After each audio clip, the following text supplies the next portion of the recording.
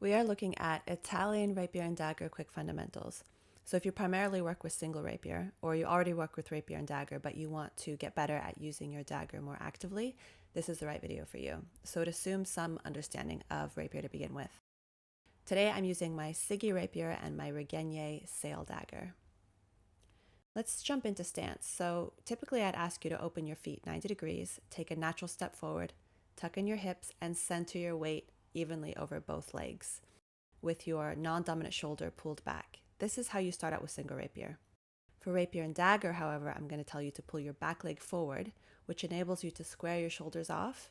And this is because we're using two weapons now, and we want to use them both actively. I'm also leaning forward a little bit, kind of hiding behind my weapons. I'm creating a triangle of defense with my two blades, which I'll show you later on. This is what it looks like with some footwork. It's perfectly valid to stand upright and center your weight.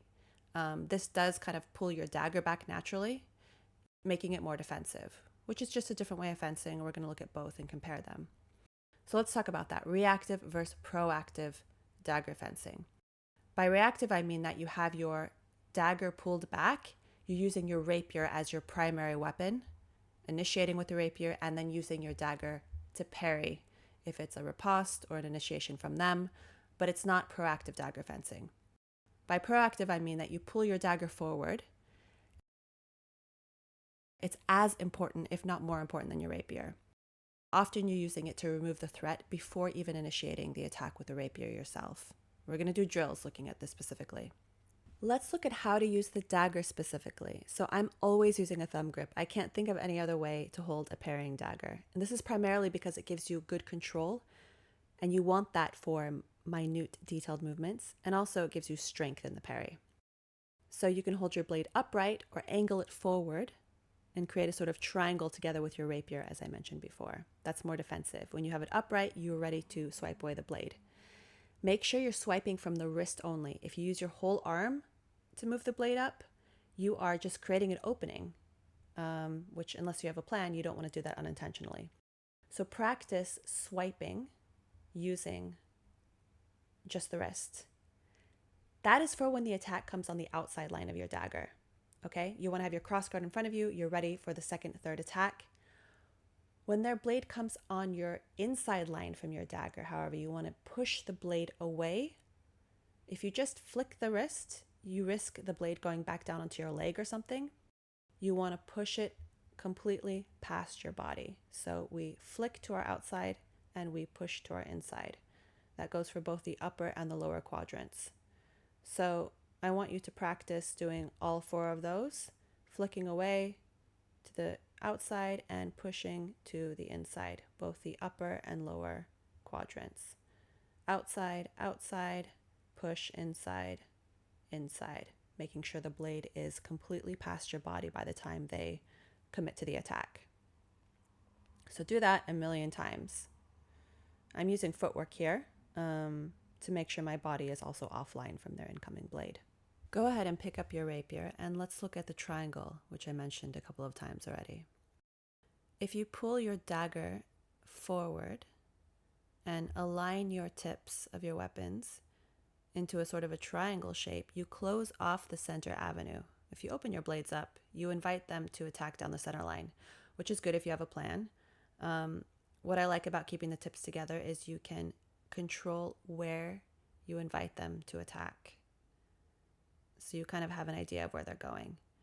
Typically, they're going to attack on the inside line of your rapier or to your dagger side. Let's assume they're doing that and look at dual weapon tempo. At what point are we using which blade? So they're attacking on your dagger side. You are going to respond with your dagger by flicking the wrist and parrying it away from your body. And just a split second after, you respond with your rapier. The reason why we're not doing it at the same time is because this runs the risk of, if you don't catch their blade with your dagger, or they disengage and go around to your inside line, and you've already committed with your rapier, then they could catch your rapier with their dagger, disengage, counter thrust, and they won the exchange. So you want to make sure that you have contact with their rapier blade with your dagger before you launch your rapier attack. So it goes dagger, and then rapier. That's the order. I'm opening up my dagger a little bit too much here. I would say, there it is. That one's much better. Flick with the wrist. Just get the blade just out of the way. Respond almost immediately with the rapier. And just drill this a million times. Just practice the order of dagger. Invite them in. Remove their blade. Respond with your rapier. Add in footwork. Do this with forwards footwork and backwards footwork, which I believe I show here in a minute as well. And just imagine that you're getting contact with their rapier blade with your dagger. And then as soon as you feel the contact and you know that they have, you've stopped them convincingly, they cannot disengage, it's too far for them, boom, you go in with the rapier. Practice this both to the upper quadrant and the lower quadrant. Again, this is assuming that they're attacking to your dagger side, which is likely if you're both right-handed or if you're both left-handed. If they're lefty and you're righty, though, they're going to likely attack to your rapier side, which I'll show a little bit later on. Okay, let's look at provoking the attack. A good way of doing this is by dropping your weapon, creating a clear opening. You want to move it away. So imagine they're thrusting down the center line. Your dagger is prepared to swipe it away from your body and counter.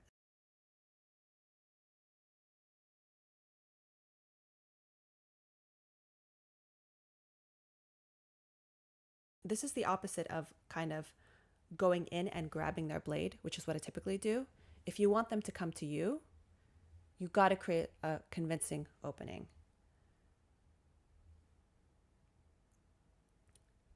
So I don't have my dagger as far forward here as I do when I'm grabbing the blade proactively. I'm a little bit pulled back. I want them to feel safe coming in, but as soon as they do, my dagger is ready, keeping my cross guard in front of me in case they disengage, and counter with the rapier. And just drill this again and again and again and again on your own time. Film yourself, tweak it. You know what to do. Adding in some footwork here, creeping closer, closer, closer, getting into a distance where I think they will feel comfortable, inviting the attack by dropping my weapon, and then from there, everything I mentioned before.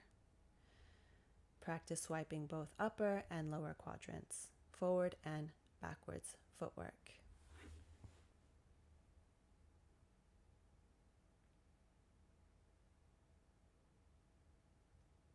Okay, let's look at the inside line. And by inside line, I mean inside line from the dagger, because we are dagger focused here. Again, if you're going against somebody who has an opposite hand from you, so a righty versus a lefty, they're likely going to attack to your rapier side. I'm inviting that by opening up that lower rapier side quadrant, waiting for their attack to come in, and I am pushing it away with my dagger, pushing it past my body. Again, if you just flick, they're likely going to hit your legs or even your torso if they have a strong thrust, so make sure you're pushing it fully away. And then here I'm countering in prima, because that's likely where they're going to be open, and that's where you have space to thrust because your dagger is on the lower quadrant. So prima is really good against lefties, and let me tell you, lefties will use it against you if you're a righty. Okay, let's look at the upper rapier quadrant. So pushing it away if they attack to that upper side, and then thrusting below my dagger. This one is tricky and it feels unnatural. And for me to get this to work, I have a slight bend to my elbow because I feel that I have more control. If I overextend, I risk losing balance. So this requires really solid footwork. Here, I'm doing a passing step, and I'm often doing a passing step when I'm pairing to my rapier side because it gives you better balance. It allows you to move in closer, and I just like it. Okay, let's look at the 4 quadrants. So this is a drill. I want you to practice pairing to all 4 quadrants: lower dagger, upper dagger, lower rapier, upper rapier, in any pattern that you'd like. But just get comfortable kind of moving between them and imagining their blade going to those 4 quadrants and getting the timing right.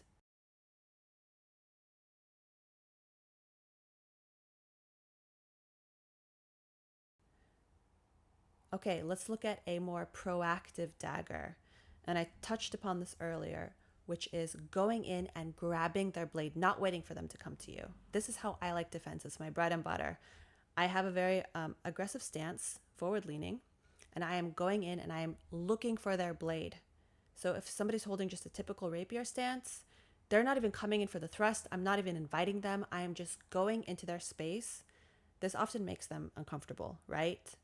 That's what I'm told, is that I get too close, they don't like it, and I just take their blade out of the way and I counter wherever I see an opening.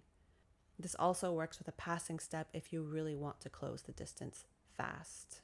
Make sure here, if you do this, you can disengage, because if they are ready for you and they're going to parry your rapier with their dagger, you want to be able to not get stuck in the Krieg. So let's look at disengaging.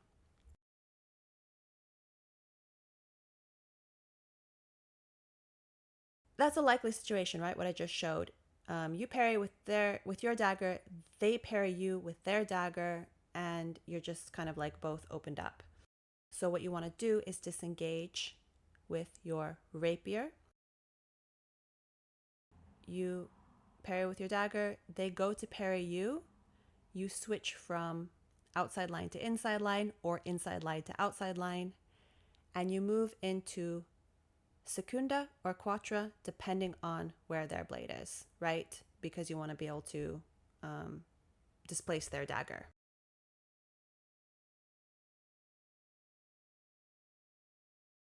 Again, it's all on the wrist, right? We are just doing minute movements, keeping our cross guard basically still and moving our tip around. If we open up like this, you're inviting them to attack, right? So just do this over and over again. So imagine their blade is coming in, disengage, thrust on their inside.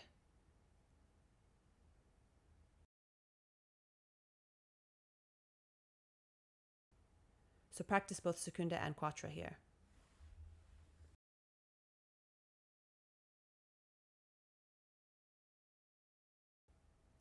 Again, their blade is coming in, you parry.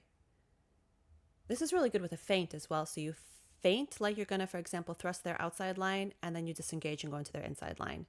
You get them to commit with their dagger, but don't let their dagger touch your blade, right? You're thrusting, provoking their dagger to flick out, but before their dagger touches your blade, you are disengaging, doing the cavazione under their dagger through to their inside.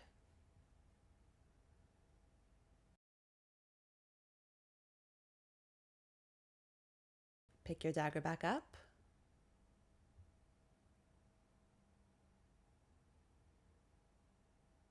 Here we're practicing. I am getting their rapier out of the way with my dagger, disengaging, going in, closing off the line with secunda. This is just an example of a drill you can do over and over again.